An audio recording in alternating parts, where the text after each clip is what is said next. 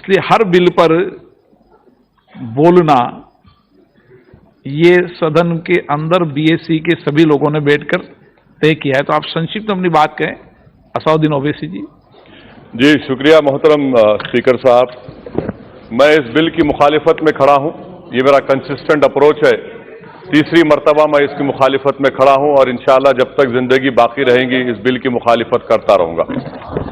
मोहतरम स्पीकर साहब, ये बिल हिंदुस्तान की आइन दफा 14, 21, 15, 26 और 29 की खिलाफ वर्जी करता है। ये हमारे आइन के बुनियादी हुकूक की मुखालिफत करता है। अब आप देखिए स्पीकर साहब कि क्रिमिनलाइज कर दिया गया ट्रिपल तलाक को।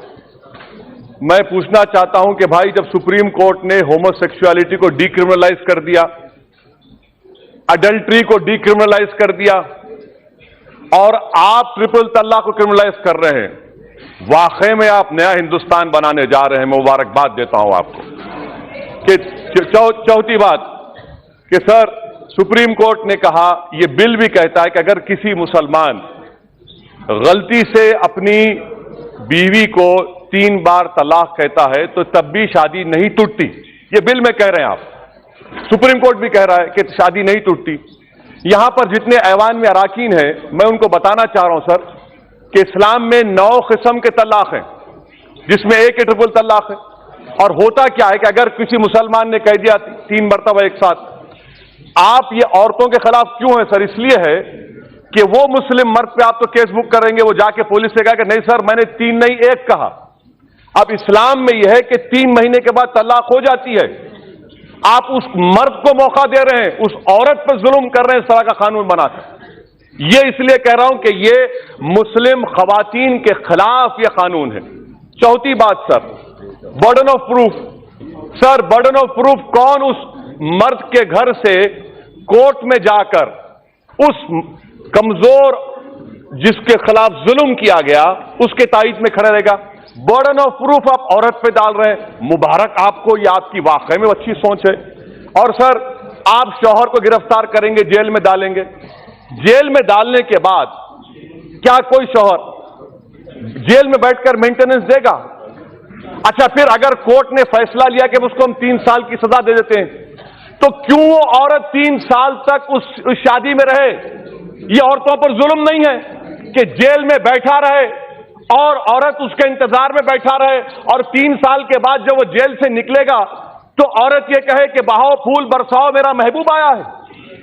ये कौन सा इंसाफ है सर? ये आप क्यों औरतों पर जुल्म कर रहे हैं? उस औरत को उस शादी से निकलने का इख्तियार मिलना चाहिए जो आप नहीं दे रहे हैं। 5वीं बात सर, बेल बिल में कहते हैं कि कोर्ट खातून को सुनेगा। सर, होम मिनिस्टर बैठे हैं, किसी मर्डर केस में आप विक्टिम को नहीं सुनते? बेल देने का इख्तियार, डिस्क्रेशन, प्रोसिक्यूशन बहस करता है इंडिपेंडेंटली और कोर्ट फैसला देता है। ये आपने तय कर दिया कि ना मर्डर में है ना 307 में है। आप बोल रहे हैं कंपाउंडेबल कब होगा? आप महिला पर डाल रहे हैं। 498 में ऐसा नहीं है। डोमेस्टिक वायलेंस में ऐसा नहीं है। डोमेस्टिक वायलेंस का कानून इस्तेमाल होगा तो एक ऑफिसर अपॉइंट होता है जो जाकर मियां बीवी से बात करता है, फिर वो रिपोर्ट देता है। आप तो शादी को खत्म कर रहे हैं, औरत को रोड पर ला रहे हैं और उसके शौहर को जेल में डाल रहे हैं। ये काम कर रहे हैं आप। अच्छा सर, प्रिजम्पशन ऑफ इनोसेंस, ये तो एनडीपीएस एक्ट में होता है, टेररिस्ट एक्ट में होता है कि प्रिजम्पशन इनोसेंस, आप वो भी छीन ले रहे हैं। मुबारक हो आपको। अच्छा सर, कोर्ट क्या कहे? नॉन एस्ट जब तलाक नहीं होता तो फिर आप किस बात की सजा दे रहे हैं? मैं भी एक कानून का स्टूडेंट हूं। एक्टस रेस है ही नहीं, एक्टस रेस हुआ ही नहीं, मगर आप कह रहे हैं कि हम सजा देंगे। अच्छा सर, पॉस्को एक्ट आप तो बड़ी नीयत से बना रहे हैं, गवर्नमेंट कह रही है। अच्छा, Kailash Satyarthi Nobel prize winner का आज स्टेटमेंट पढ़ा, वो कह रहे हैं सर कि गुजरात में बच्चों पर जो रेप होता है उस केसेस को मुकम्मल करने के लिए 55 साल लगेंगे। कन्विक्शन रेट 9% है। इस तरह के हिसास केसेस में आप सजा नहीं दे सक रहे और आप इंसाफ करने निकले। अच्छा, मुबारक हो आपको, आप शायद करेंगे। क्रिमिनल जूरिस्प्रूडेंस में 3 साल की सजा सर, 153A, 233 उसमें 3 साल। इसमें 3 साल को उससे मिला रहे। सर आपका 3 साल is against the basic criminal jurisprudence sir. अच्छा सर, आप आखिर में खत्म कर रहा हूं सर, आपका मकसद क्या है? मैं हुकूमत से सिफारिश आपके जरिए बोलते हैं, आप लोग कुछ बोलते नहीं, ठीक है मैं आपको बोल रहा हूं। इस्लाम में निकाहनामा है, आप एक कंडीशन लगाइए कि कोई मुस्लिम मर्द अगर अपनी बीवी को ट्रिपल तलाक देता है तो जो मेहर का अमाउंट होता है उसका 500% देना पड़ेगा। वायलेशन ऑफ अ कंडीशन में lead to conviction and to prison also. इस्लाम में शादी जो है जन्म जन्म का साथ नहीं है सर, ये एक कॉन्ट्रैक्ट है, इस जिंदगी की हद तक है और हम उसमें खुश हैं। आप कह रहे हैं कि नहीं जन्म जन्म का साथ है, नहीं बाबा, एक ही जिंदगी काफी है। अच्छा सर, मैं ये क्यों कहता हूं, अब सर जो शादी कर रहे हैं जिनके पास बीवी है उनको मालूम, इसीलिए सब हंस रहे हैं, सबको मालूम क्या तकलीफ है। बाहर आकर तो सब जिंदाबाद ये सब कहेंगे, हमारे घर में सब क्या होता है मालूम। अच्छा सर, आर्टिकल 26 का वायलेशन क्यों है? आर्टिकल 26 का वायलेशन क्यों है? आर्टिकल 26 में रिलीजियस डिनोमिनेशन को इख्तियार है अपने राइट को प्रोटेक्ट करने का। सर मैं हिंदुस्तान में मुसलमान होमोजिनस नहीं है, हनफी हैं, शिया हैं, अहले हदीस हैं। अब आप मेरे को बताइए, मुख्तार नकवी साहब चले गए, उनसे पूछ लीजिए कि शियाओं में सेगा है, अहले हदीस मानते हैं, हनफी नहीं मानते। बार बार जो इस्लामिक ममालिक का एग्जाम्पल देते सर आप पढ़ लिया करिए।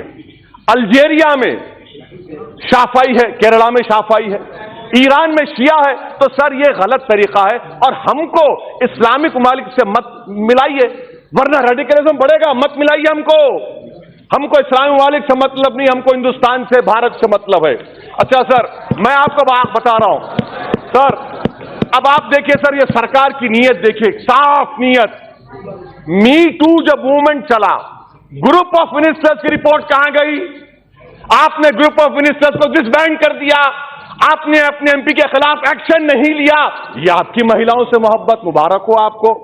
अच्छा सर, 23 लाख हमारे भारत में हिंदू महिला हैं जो शादीशुदा है मगर अपने हस्बैंड के साथ नहीं है। कहां गई आपकी मोहब्बत भाई? सर खत्म कर रहा हूं सर, मैं कमजोर हूं सर, आप ही 2 तो भगा दिए, अब आप भी। अच्छा सर मैं खत्म कर रहा हूं। मुजफ्फरनगर में एक भी मुस्लिम महिला पे जो रेप हुआ, एक भी केस में कन्विक्शन नहीं हुआ सर, मुबारक हो आपको, ये आपकी मोहब्बत है। अच्छा सर, जुलाई 2018 में सुप्रीम कोर्ट ने कहा कि मॉब लिंचिंग के खिलाफ कानून लाइए, आप अभी तक नहीं लाते। सर क्यों नहीं लाते सर? आखिर में अगर वाकई में मोदी सरकार, मैं खत्म कर रहा हूं सर, लास्ट सेंटेंस, अगर वाकई में करना चाह रहे हैं, आप जलीकट्टू पे ऑर्डिनेंस लाए कि आर्टिकल 26 का मुझे प्रोटेक्शन नहीं मिलेगा, 29 का नहीं मिलेगा, और आप वाकई में महिलाओं की मदद करना चाहते हैं, तो मैं आपके जरिए से सरकार से कहना चाह रहा हूं कि हिंदुस्तान के वजीर आजम, हिंदुस्तान के वजीर दाखिला, हिंदुस्तान के वजीर कानून, बीजेपी के जितने महिला एमपी हैं उनको स्पेशल एयरक्राफ्ट में साबरीमाला लेकर जाइए, प्लीज लेकर जाइए सर। और मैं खत्म करने से पहले कह रहा हूं, यह कानून मुसलमानों को उनकी तहजीब, उनके तमद्दुन, उनके मजहब से दूर करने के लिए लाया गया है। सर हम जब तक भारत में रहेंगे, सुबह क़यामत तक रहेंगे, अपने दीन पर रहेंगे, कुरान और सुन्नत पर रहेंगे। कानून बनाने से सोशल ईवल का खात्मा नहीं होता, वरना औरतों पर जो जुल्म हो रहा है वो कानून से खत्म नहीं हुआ। और राजीव गांधी ने जो कानून बनाया, मैं आपको कह रहा हूं उसको सुप्रीम कोर्ट ने अपहेल्ड किया। अपने इल्म में इजाफा करो और अपनी जहालत का सबूत मत दीजिए। यह कानून जुल्म करेगा मुस्लिम महिलाओं के खिलाफ, इसीलिए मैं इसकी खिलाफ वर्जी करता हूं। शुक्रिया।